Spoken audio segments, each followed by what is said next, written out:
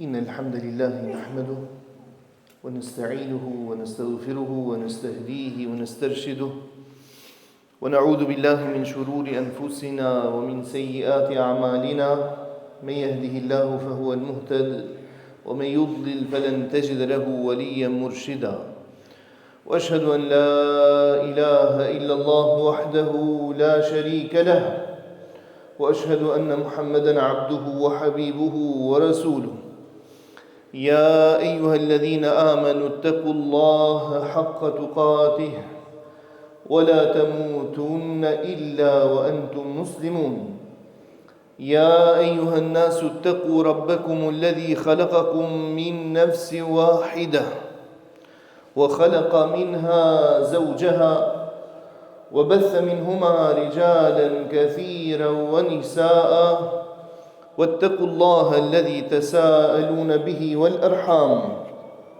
إن الله كان عليكم رقيبا يا أيها الذين آمنوا اتقوا الله وقولوا قولا سديدا يصلح لكم أعمالكم ويغفر لكم ذنوبكم ومن يطع الله ورسوله فقد فاز فوزا عظيما وبعد عباد الله اتقوا الله فيما أمر وانتهوا عما نهى عنه وزجر وأخرجوا حب الدنيا من قلوبكم فإنه إذا استولى أسر واعلموا أنكم غدا بين يدي الله واقفون ستسألون عن أعمالكم وأقوالكم اللهم يسر لنا الحساب وقنا العذاب برحمتك يا عزيز يا تواب. Të nderuar besimtarë, vëllezër dhe motra, zakonisht në çdo hyrje të hutbeve të xumas, për ata të cilët zgjedhin të njëjtën hyrje si kjo që unë zakonisht bëj, tre ajete të cilat shoqërojnë hyrjen, parathënien e kësaj dite, e këtij ligjërimi, që të treja drejtohen ose kanë një thirrje për frikë prej Zotit. Të kesh frikë nga Zoti ose prej Zotit, ose devotshmëria me Zotin. Në shumë ajete të Kuranit Zoti i gjithësisë drejtohet pikërisht me këtë term. Wa tazawwadu fa inna khayra zadi taqwa. E ju grumbulloni sa më shumë, nëse do thonë vetëm ju grumbulloni sa më shumë, normalisht njeriu do të kuptonte mall dhe pasuri. Fa inna khayra zadi taqwa, dhe dijeni se malli më i mirë të cilin e tu bën njeriu kush është? Devotshmëria. Pra në ajete të ndryshme të Kuranit famlar Allahu ka folur për devotshmërinë. Ose frika prej Allahut ka fol vazhdimisht për të. E natyrshëm njeriu muslimani në veçanti i takon të kuptojë se çfarë është ky nocioni ose definicioni i devotshmërisë në Islam, për çfarë do të thotë devotshmëri në Islam. Ku qëndron koncepti i saj? A është fokusuar domethënë devotshmëria vetëm në përvetësimin ose perfeksionimin, më mirë themi domethënë të çështjeve të adhurimit, që ta kryesh sidomos më mirë çështjen e adhurimit, apo i kalon këto gjëra? Allahu subhanahu wa taala na ka përshkruar në Kur'anin e tij famlar rastin e profetit Musa alayhis salam, i cili kur u largua nga faraoni dhe populli mizor, u drejtua drejt një zone ku jetonte dhe banonte profeti Shuaib. Profeti Shuaib tashmë i thyer në mosh, kishte vajza të cilët merrnin me angazhimet e jetës, konkretisht me ruajtjen, me tubimin e baktive të deleve, por edhe me u dhënë me pi ujë atyre. E për ta përmbledhur, kur ata shkuan vajzat e profetit Shuaib për t'i dhënë me pi ujë, deleve të tyre që ndronin të distancuara nga barit. Ashtu si thot Zoti xhelel xhelal në Kur'anin e tij famlar, wa libasu taqwa. E ka quajtur domethënë mbulimin ose ruajtjen e femrës në tërësi Robeja e devotshmërisë. Robeja e devotshmërisë. Konkretisht si rastin fjalë. Profeti Musa alayhis salam, i cili ndodhej aty pranë dhe pa që ata ishin femra të pafuqishme, domethënë për ta kryer atë shërbim në atë pus, shkoi ndihmoi për hir të Allahut, domethënë, dhe vetëm kaq. Njëra prej tyre e njofton të Atin dhe i thotë se gjende një person i tillë dhe i tillë me këto cilësi, pra që barte çfarë? Pra për të kuptuar se devotshmëria, siç do të përmendim dhe një hadith të profetit alayhis salam, pas ka të bëka shumë me moralin, ose është e lidhur ngushtë me moralin.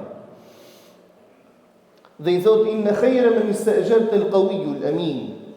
Me të vërtetë njeriu të cilin mund ta punësosh, domethënë, ose punësimi më i mirë është ai i cili edhe është i mbar për punë, por është edhe i amanetit, i besës. Pra ky është devotshmëri në rastin konkret. Pra ti je i besës, i amanetit, do të thotë kesh devotshmëri me Allahun subhanahu wa taala. Dhe kur u nisën për të shkuar, pra pasi shkon dhe thret që të fton babai, Musa alayhis salam dhe një herë tjetër vërtetoi domethënë moralet e larta të cilat i bartën vetvete. Ku nuk pranoi që të ecte pas saj, por i tha unë do ec para teje dhe ti më trego rrugën pra. Pra nuk tha tani, shiko se po e bëjmë rrugën së bashku, nuk ka problem, le të kemi biseda të ndryshme, ku ta diun gjërat se natyrë. Jo. I qëndroi, domethënë, natyrës pastër në cilën e ka kriju Allahu xhelle xhelalu njeriu. Pra njeriu jeton më i qetë në këtë formë. Cilën formën e besimit, të cilën e kërkon Allahu prej nesh. Dhe kjo ndërmjetësoi akoma më shumë tek Shuaibi alayhis salam për ta marrë mënjan dhe për ta përvetësuar zotninë e nderuar Musain alayhis salam.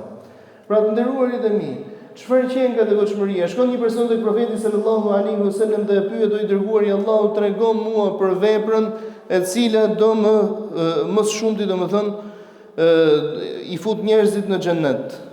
I thot profeti sallallahu alaihi wasallam: "Taqwallahi wa husnul khuluq." Pra cila është vepra e cila më së shumti i fut njerëzit në xhennet?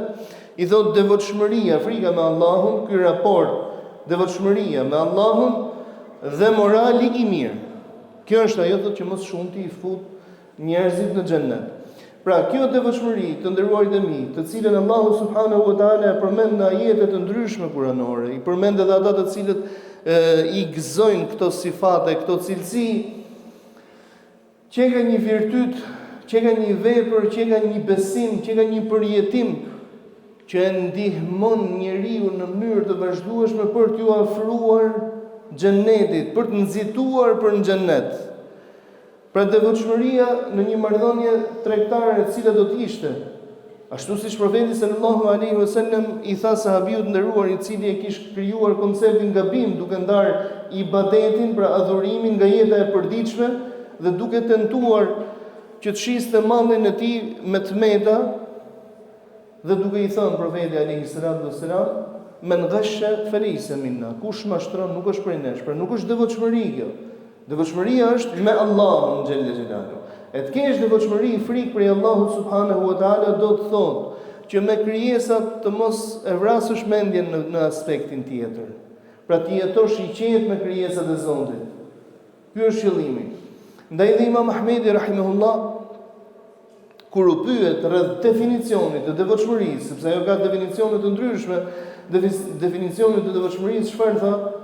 Devotshmëri është çfarë kalon nga këtu, pra nga goja për në bark se si ushqehesh, a ushqehesh me gjëra me të cilat pajtohet Allahu subhanahu wa taala apo jo, dhe çfarë del nga këtu. Shkurtimisht, devotshmëria në definicionin fetar të nderuarit e mirë është zbatimi i çdo urdhërese, të cilën e ka urdhëruar Allahu subhanahu wa taala, dhe distancimi prej çdo ndalese, të cilën e ka ndaluar Allahu xhelle xhelalu, dhe këtë ta bësh vetëm për hir të Allahut. Kjo është devotshmëria, grada e padiskutueshme të cilën duhet ta gëzojë çdo besimtar. Këtë duhet ta gëzosh. Ndërsa gjërat të tjera të cilat e ushqejnë gjëra të tjera të cilat e zbukurojnë, këto janë një plus që i shtohen njeriut dhe janë mbi mundësinë e tij, sipas mundësisë që ai ka, sipas ndjenjës që ai ushqen tek vetja, ndërsa këto janë të padiskutueshme. Ndaj tham pra që profeti i Zotit alayhis salam kur flet se ç'është ajo vepër e cila më shumë t'i fut njerëzit në xhennet, ai tha taqwallahi wa husnul khuluq. Ose kur thot ittaqillaha haythu ma kunt. Friksoju Zotit, i devotshëm në Allahun kudo qofsh. Pra jo në një vend, po në një tjetër jo. Friksoju Zotit kudo qofsh. Wa atbi'i sayyi'ata al-hasanata tamhuha. Të keqen pasoje me të mirë. Ne nuk tham se ai i cili është i devotshëm është i pagabueshëm. Gabon. Bën gjuna e bën me patjetër. Por të keqen e pason me të mirë në mënyrë që ta fshijë atë të keqen, wa khaliqin nasa bi khuluqin hasan. Dhe me njerëzit sillu me moralin e lartë ashtu siç sillej profeti sallallahu alaihi wasallam. Në çdo situatë të jetës së tij ishte edukator, ishte mësues, ishte model dhe shembull për të ndjekur. Kur bëhej fjalë për në tregti dhe në marrëdhënien materiale, ishte njeriu tolerant. Kur bëhej fjalë për jetën fetare, ishte njeriu strikt, domethënë në pjesën e adhurimit që nuk lejonte as pak aty. Pra kur bëhej fjalë për jetën materiale, tek aspekti i tij ishte tolerant. Nuk është se këtë ta kërkonte ty, tjetrit i kërkonte të ishte i sinqert. Ndaj një ndër gjërat të cilat ka folur domethënë dispozitat, detyrat që ja ka borxh besimtarit, wa idha stansahaka fansah lahu. E kur të kërkoj tjetri që ti jesh i çiltër, ti je i çiltër me të. Mos përfshi intereset e tua, të cilat do qofshin ato, kur tjetri është i çiltër me ty. Nëse folim në javën e kaluar rreth çiltërsisë së besimtarit, ai sa kjo çiltërsi herë abuzojnë, pra ka të tjerë të cilët abuzojnë, ne po flasim për atë që devotshmëria është të mos abuzosh me çiltërsinë e tjetrit. Duke ecur me parimin, domethënë mendimi i mirë për tjetrin, të mos abuzosh në të njëjtën kohë. E sheh që ai kërkon të jesh i çiltër me të, çfarë do të këshilloja për shembull? Ai ndoshta don ta heqë atë mall, don ta shesi, sepse ka stok aty, mund të ketë dhe vite, po merr këtë. Gjovllajnta do të më kujtosh. E me vërtet ai ka për të kujtu, po ndoshta rujna Zot ka për të kujtu, do të mallku. Ne flasim me të kujtu me dua, po me të kujtu do të mallku, domethënë njeriu në dy gjëra do të kujtohet, o për mirë, o për keq. Puna është kujtohesh për mirë. Puna është të jesh në duat e tjetrit, në lutjet e tjetrit. Po për çëngë mallkimet e tij është e lehtë, por dije i nderumi im se mallkimin dhe lutjen e atij që i është bërë pa drejtësi, Allahu xhel xelalu e pranon dhe nuk e refuzon, edhe në qoftë për atij i cili nuk gëzon besim ose njohshmërinë e Allahut subhanahu wa taala. E lutim Zotin, Zot na falë na mëshiro, na pajis në moral të lartë të Hazrat Muhammedit alayhi salatu wassalam. Amin. Alhamdulillahi rabbil alamin. Alhamdulillahi wa kafa wa sallallahu wa sallam wa baraka ala nabiyhi al-mujtaba wa ba'd. Allahu xhel xelalu devotshmërinë e ka konsideruar në Kur'anin e tij si një shkak risku dhe një shkak privimi prej risku.